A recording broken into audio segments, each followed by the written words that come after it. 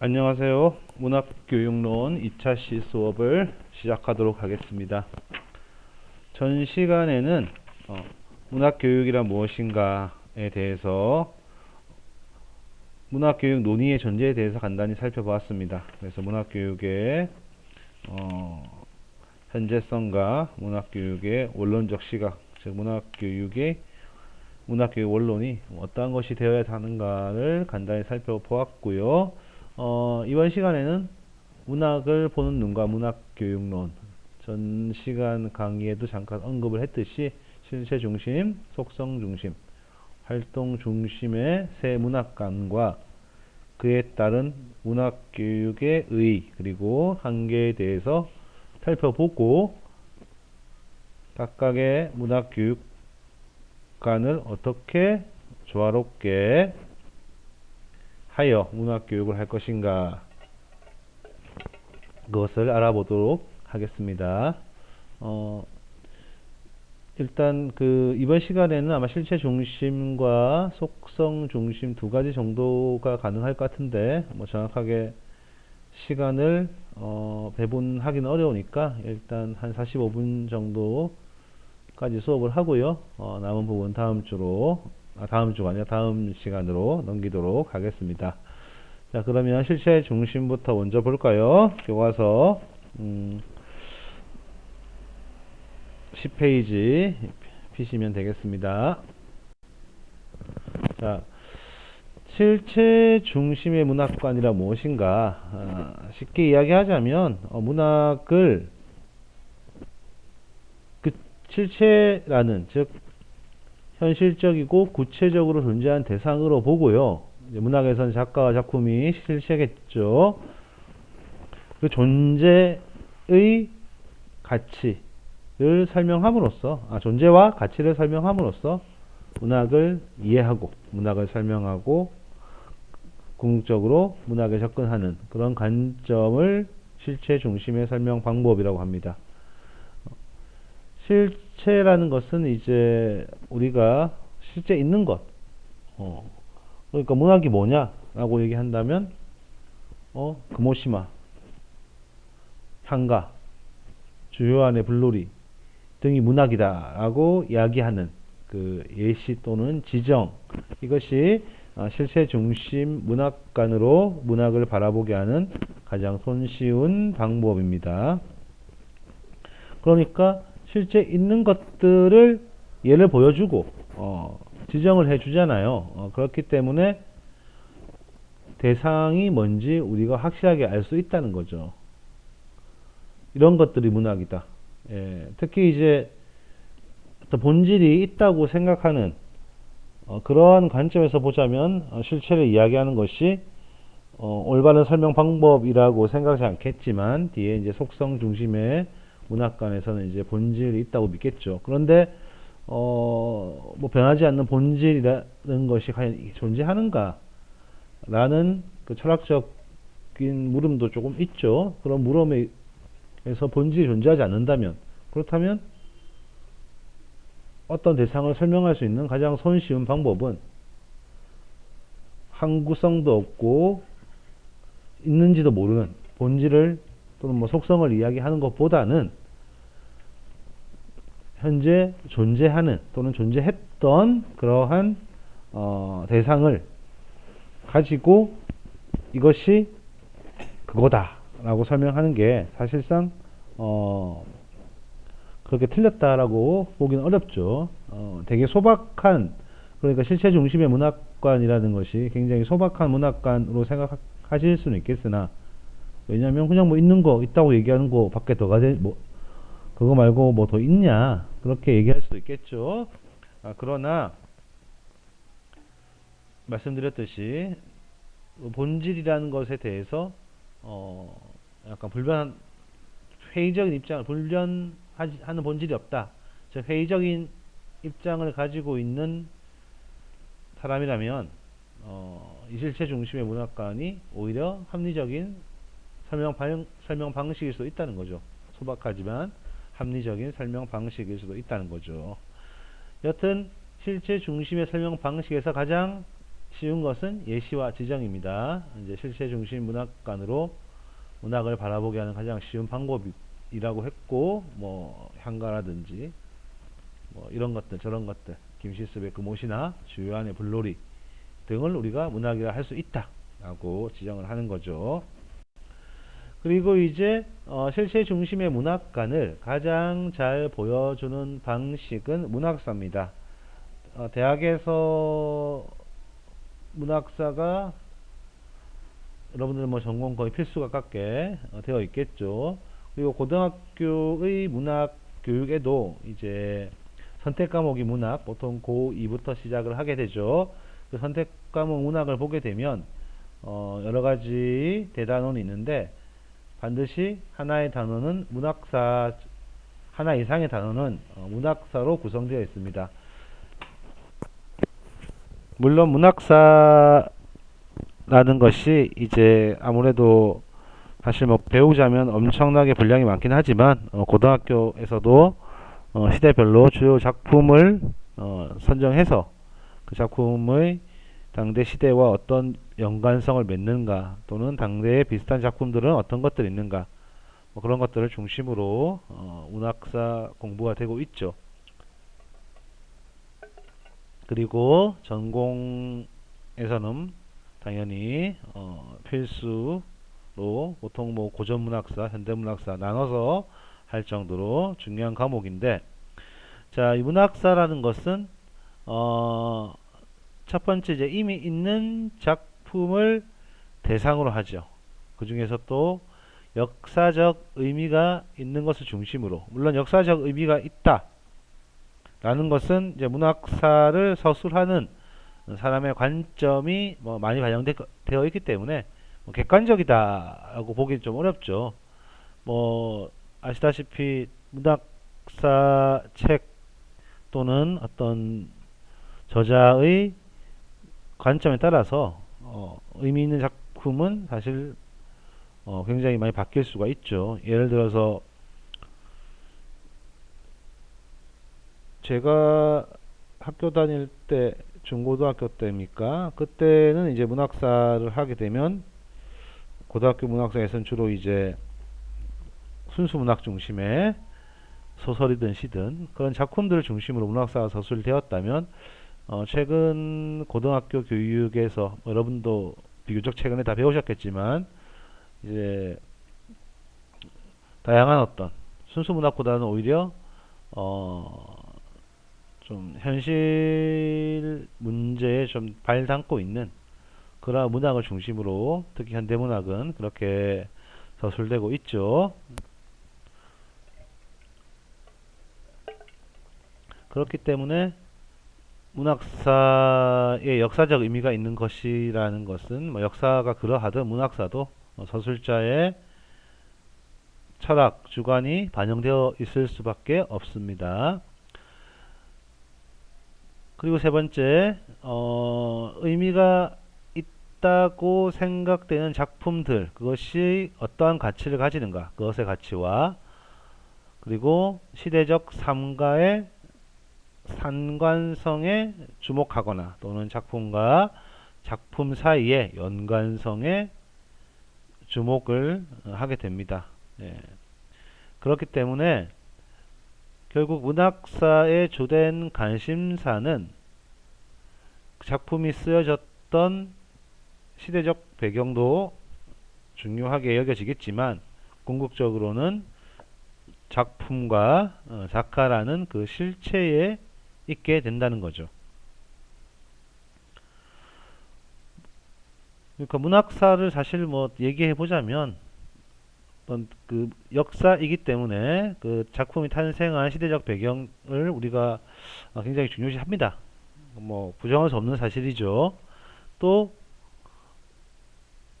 그 작품이 시대와 어떤 식으로 연관되는가, 뭐 그런 것들이 중요시되고, 그 다음에 작품과 작품 사이의 연관성이 중요시되고, 즉 작품과 시대의 상관성, 작품과 작품 사이의 연관성, 이 두 가지가 주된 관심사가 작품과 작가라는 그런 실체를 지시하고 있다는 점은 분명합니다. 예. 자, 그리고 마지막으로 이제 실체 중심의 설명 방법은 뭐 분류나 구분도 실체 중심의 설명 방식 중 하나라는 거죠. 예를 들어서 문학은 시나 소설, 희곡 등으로 나뉜다. 이거는 이제 좀 번박한 분류라고 할 수 있겠고, 보통 우리가 이제 문학의 장르 구분을 할 때는 그 조동일 선생님이 쓴 그 문학의 갈래 이론이라는 책에서 아마 나온 그것을 중심으로서 학교에서도 이야기를 하는 것 같아요. 그러니까 서정 장르, 서사 장르, 극 장르, 교술 장르 이 네 가지 장르로 문학을 보통 나누게 되죠. 그래서 뭐 서사에는 소설도 있고 고전 소설도 있고 뭐 폐간 문학이라든지 가전체 문학 뭐 그런 것들 또는 뭐 설화, 신화 역사, 신화 전설, 민담을 아우르는 설화도 해당되겠죠. 뭐 희곡은 뭐 탈춤이라든지 시나리오 같은 것도 되겠고요. 극장르는 자 이런 식으로 나누는 설명 방식은 이제 문학 장르 간의 차이를 이해하는 데 많은 도움을 준다는 거죠. 그래서 문학 계류들의 책이 흔히 택하는 설명 방식입니다. 그리고 마지막으로 이제 문학 아닌 것과의 비교로도 실체를 나타낸다는 건데, 즉 이제 신문 기사와 문학은 사실과 허구라는 점에 다르다. 라는 점에서 문학이라는 실체를 문학 아닌 것에 비겨서 문학의 특성을 드러낸다라고 했는데, 이거는 사실 뭐 실체 중심의 문학관과 문학 교육에 있긴 하지만 좀 속성 중심과 관련이 된 게 아닌가. 문학과 비문학을 비교, 대조하는 것은 이미 존재하고 있는 문학을 설명하는 방법도 되지만 또 문학이 가지는 특정 작품이 가지는 그 문학적 특성을 설명하는 것이기도 하기 때문에 요거는 속성 중심과 관련이 될 수 있다. 그렇게 좀 말씀을 드릴 수 있겠습니다. 자, 그러면 다음에는 이제 실체 중심의 문학관이 가지는 효용, 뭐 의의라고 해도 되겠죠. 그리고 한계에 대해서 살펴보도록 하겠습니다. 자, 이처럼 실제 작품이나 작가를 중심으로 문학을 보는 것을 실체 중심의 문학관이라고 하는데, 그럼 이 문학관에 기반한 문학 교육이 가지는 효용에 대해서 먼저 살펴보고 그 다음에 한계를 보겠습니다. 첫 번째 효용은 지식이 교육의 중심에 놓이게 된다는 점입니다. 그리고 그것을 체계적으로 배워 나갈 수 있다는 점이죠. 11페이지 밑에서 두 번째 문단에 설명되어 있듯이 대상을 인식하고 이해하는데 기본이 되는 것은 바로 지식이죠. 어떠한 지혜도 지식 없이는 사실 온전히 기능할 수 없고, 책에 나온 대로 사상 누각처럼 관념에 그럴 수밖에 없다는 점이죠. 그러니까 지식을 체계적으로 배울 수 있다. 즉 기초를 놓을 수 있다는 점에서 실체 중심 문학관에 근거한 문학 교육이 의의를 가지게 된다는 거죠. 아무리 문학에 대한 여러 가지 새로운 활동이 나오고 새로운 개념이 나온다 하더라도 문학 그 자체를 읽고 이해하는 그러한 활동이 교육이 없다면 우리가 문학 교육이 제대로 이루어졌다라고 보기는 힘들다는 것은 뭐 쉽게 공감하고 이해할 수 있습니다. 이러한 실체 교육이 사실 중점적으로 이루어진 시기는 이제 1차 교육 과정 때죠. 1차 교육 과정 때는 뭐 사실은 이제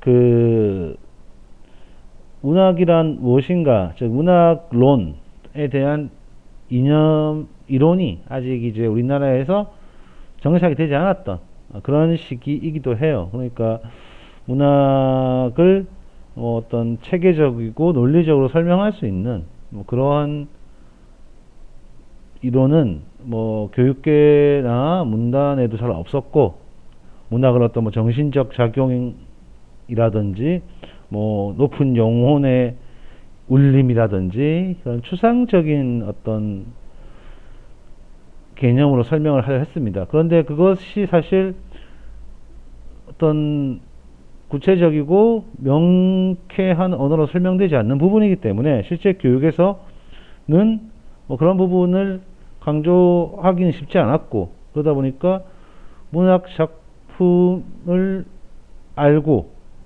그리고 뭐 읽는 게 중요하죠. 실체를 알려면 문학 작품을 실제로 읽어야 되니까 뭐 읽고 뭐 활동이라고 해봤자 느낌, 감상 뭐 그런 것을 쓰는 정도로, 즉 활동 자체가, 문학 교육의 활동 자체가 그렇게 다양하지 못했기 때문에 결국 문학 교육의 중심은 실체를 이해하는 것 그 자체에 좀 경도되어 있던 것이 1차 교육과정기의 한계다, 뭐 그렇게 얘기하는데 그게 한계이기도 하지만 어쨌든 문학 그 자체에 대해서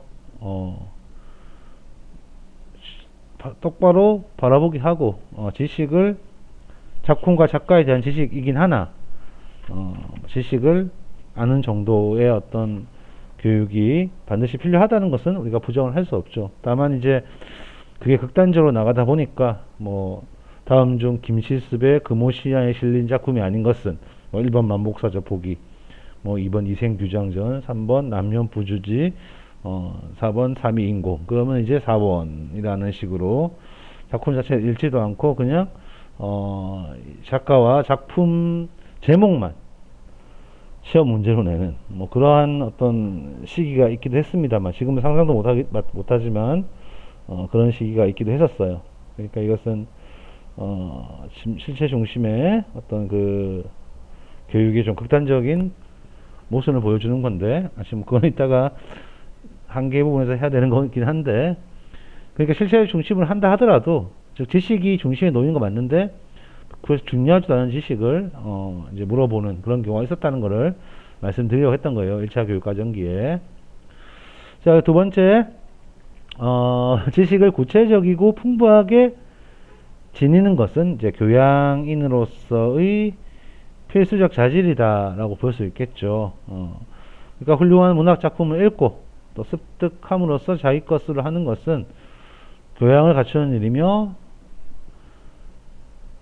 또 문학을 이해할 때 나름의 체계성까지 가지게 된다면, 물론 뭐 문학사적인 체계성이든 장르적 체계성이든 그런 것들을 가지게 된다면 좀 더 높은 수준으로 교양을 쌓을 수 있겠죠.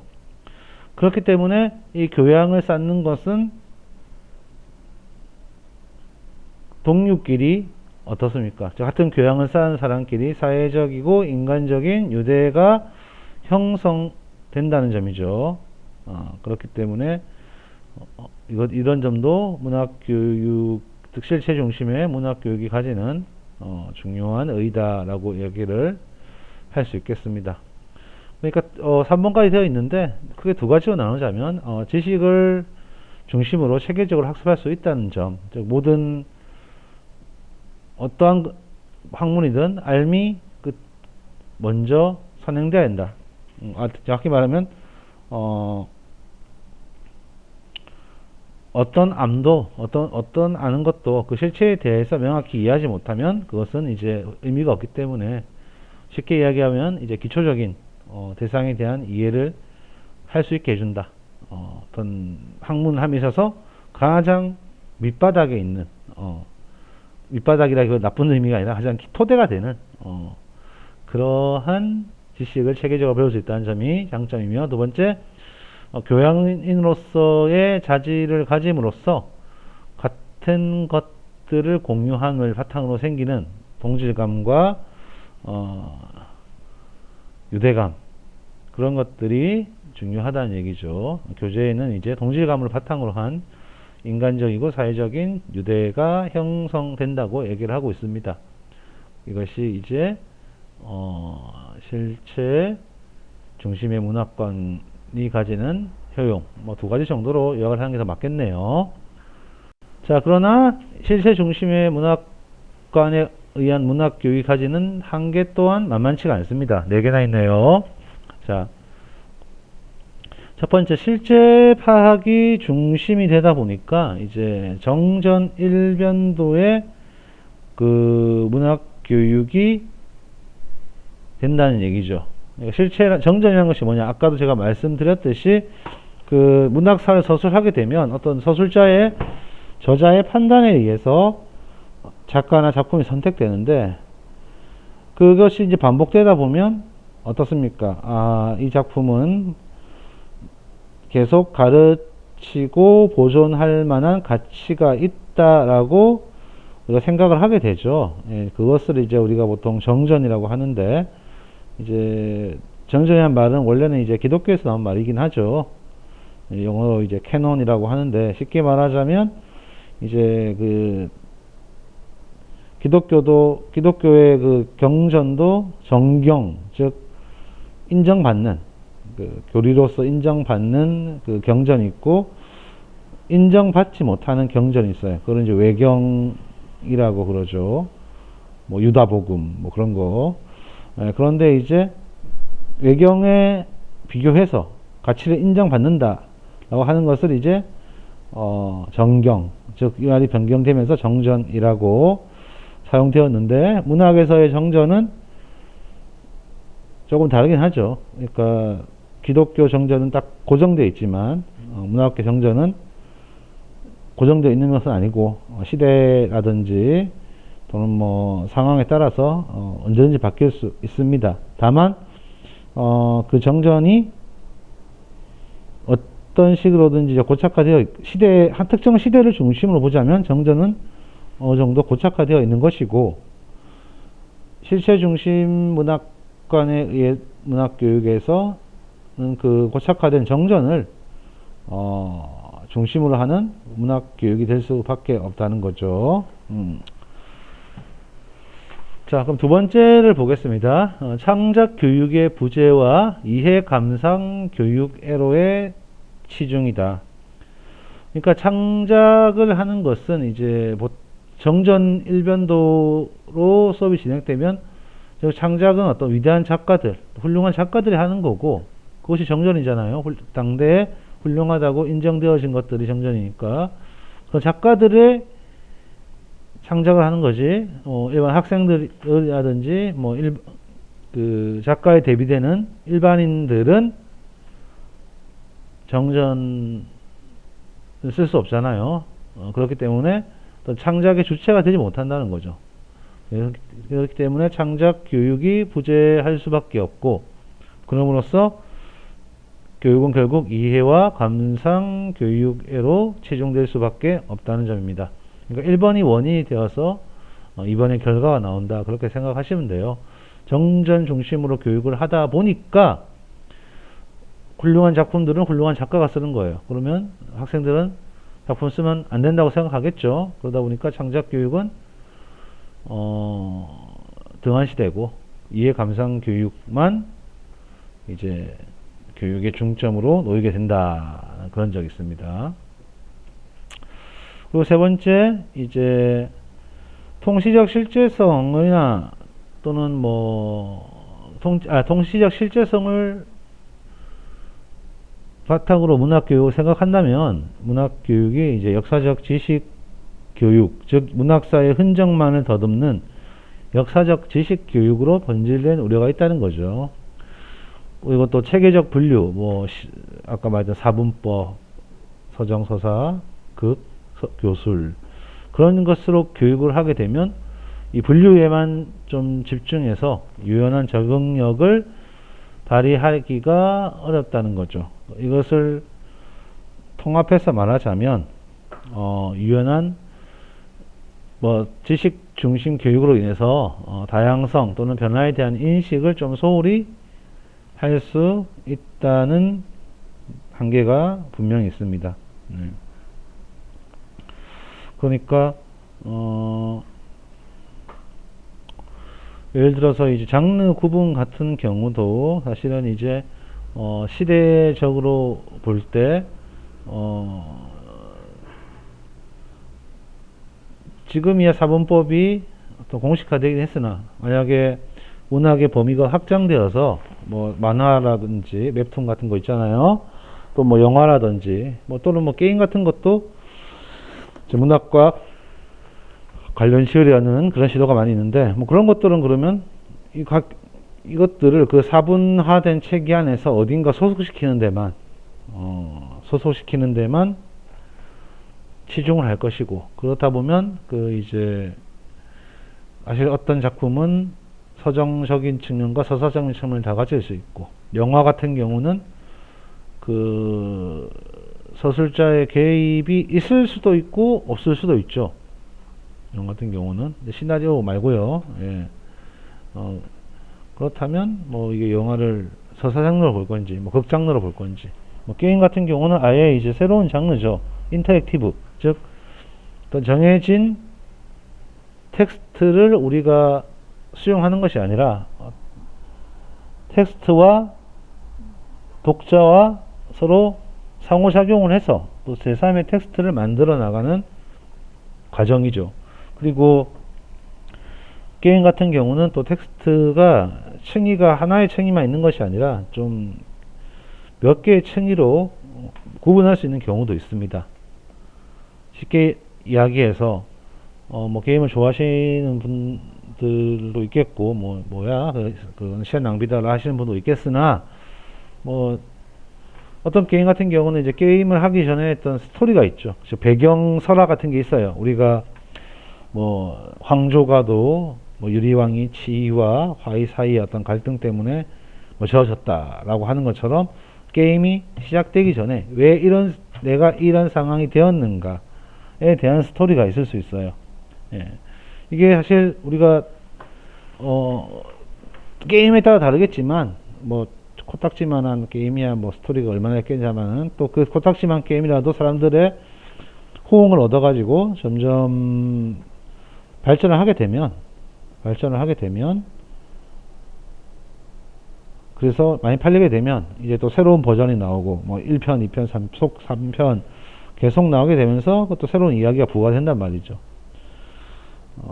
그렇기 때문에 그 새로운 시리즈가 나오면서 새로운 배경 설화, 배경 이야기가 부과되는 경우가 많이 있습니다. 예. 뭐 새로운 설정이 추가되기도 하고요. 그런 적의 스토리가 있고요. 그것이 이제 하나의 한 층위를 담당하고 있습니다. 한 서사의 층이죠. 그리고 이제 게임을 하면서 진행되는 이야기가 있어요. 첫 번째 서사의 층위는 이제 사실 뭐 게임 인터랙티브 한 건 아니고 게임사에서 창작해서 유저들 게이머들에게 주어지는 거라면 이제 게임을 하면서 생기는 서사가 있습니다. 예를 들어서 뭐 내가 주인공인데 그 뭐 악마를 무찌르러 가야 된다라고 한다면 일정한 패턴에 따라서 그 패턴을 따라야지만 진행되는 게임이 있는 반면에 자기 나름대로 새로운 이야기를 쓸 수 있다는 게 돼요. 있는 게임도 있다는 거죠. 뭐 예를 들어 저가 중학교 때부터 나왔던 그 삼국지라는 뭐 게임이 있는데 그 게임 같은 경우는 어떻습니까? 배경 이야기는 삼국지라는 뭐 소설을 바탕으로 되어 있지만 그 역사대로 게임이 진행되지 않죠. 내가 만약에 특정 뭐 예를 들어서 유비를 가지고 게임을 시작했다. 그렇게 되면 그 유비가 원래대로 따지면 관우 장비를 처음에 자신의 뭐 의형제이자 부하로 얻고 몇몇 또 이런저런 사람들을 채용하기도 하고 또 뭐 조조나 여포한테 크게 져서 아주 돌이킬 수 없는 상태가 되도록 하지만 나중에 뭐 제갈량을 만나서 이제 점점 뭐 삼국국의 삼국지가 되는 이 제목이 삼국지인 이유가 되는 게 제갈량을 만나서죠. 예, 그 중국 대륙을 3분하는 하나의 세력으로서 우뚝 서게 됩니다. 그런데 실제로 유비는 이제 삼국 통일을 이루지 못하고 통일은 한참 뒤에나 이루어지는데 우리가 삼국지라는 그 게임을 하게 보면 우리가 이제 그 군주라든지 어떤 장수가 되어가지고 그 중에 등장인물이 되어가지고 어떻게 기존의 이야기와는 다르게 유비는 삼국 통일을 못했으나 내가 게임을 하면서 삼국 통일을 할 수가 있죠. 즉 새로운 서사가 만들어진다는 거예요. 새로운 서사가. 이거는 이제 첫 번째 말했던 게임 층이와는 다른 서사죠.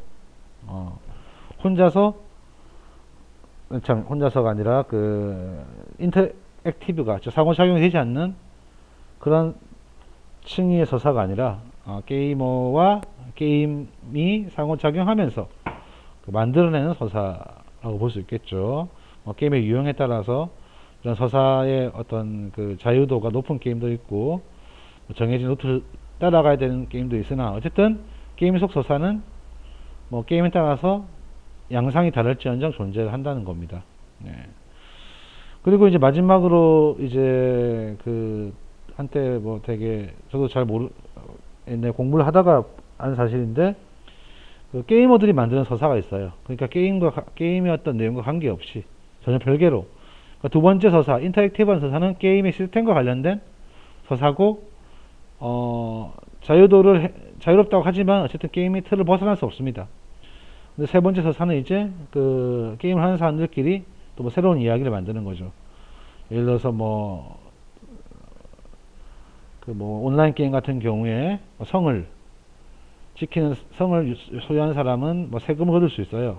거래하는 것에. 그런데 세금이 너무 가혹한지 뭐 어땠는지 모르겠는데 그러다 보니까 그 레벨 1 흔히 말하는 각 시작한 사람들이 모여가지고 또 혁명을 일으킨 게임상에서 뭐 그러한 것도 나온단 말이죠. 그거는 이제 게임에서 의도하지 않았던 그렇지만 게임으로서 파생된 서사입니다. 좀 길게 얘기를 했는데 제가 뭐 게임을 좀 좋아해서 그럴 수도 있겠지만 길게 얘기를 했는데 저 게임의 서사는 세 개층이가 있다.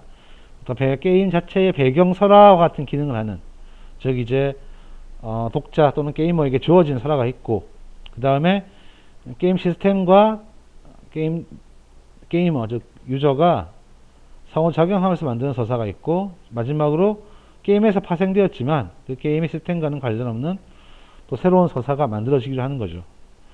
그러니까 첫 번째에서 세 번째로 갈수록 이제 어떤 게임 자유로운 서사가 더 많이 만들어진다는 거죠.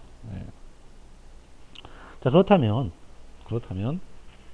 이 게임은 그러면 뭐 제가 서사 중심으로 얘기했지만 뭐 서사인데 인터액티브한 서사에 대한 이야기는 사문법 어디에도 없죠. 그러나 제가 이제 서사라고 얘기한 것처럼 뭐 어딘가 집어 넣으려고 하겠지. 어딘가 집어 넣으려면 맞지도 않는 것을 억지로 구겨서 기존 틀에 넣게 되면 그 대상이 가지는 어떤 특징, 특별함 그런 것들이 사라질 가능성이 높다는 거죠. 즉 지식교육, 장르 교육을 중심으로 할 때 보면 이런 새로운 장르에 대한 어떤 인식 자체가 좀 경직될 수밖에 없는 그러한 상황이 벌어진다는 거죠. 그것이 이제 실체 중심 문학관의 한계입니다. 정리를 하자면 일단 실체 파악이 중심이 되기 때문에 즉 가치가 있다고 판단되어지는 정전 일변도의 문학 교육으로 될 가능성이 높고 그러다 보니까 창작 교육은 부재하게 되며 이해 감삭 교육만 치중할 수밖에 없다. 그리고 통시적 실제성을 문학 교육으로 생각할 때 역사적 지식 교육으로 변질될 우려도 있으며 또 체계적 분류를 중심으로 교육을 할 경우 도식적인 분류에만 집중해서 유연한 적응력을 발휘하기가 많이 어렵다는 거죠. 이러한 점이 실체 중심 문학관의 한계다라고 말씀드릴 수 있겠습니다.